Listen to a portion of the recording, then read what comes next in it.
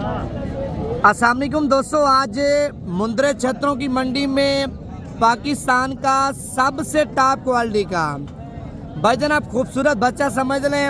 और इस बच्चे का जो रेट है मालिक से पूछते हैं क्या मांग रहे हैं।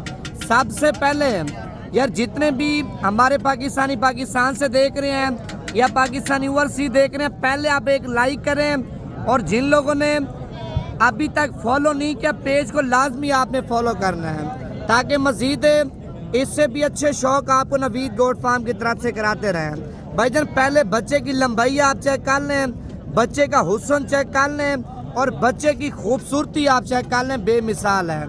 ये कितने पैसे मांगे हैं भाईजान आपने इसके? कितने पैसे मांगे?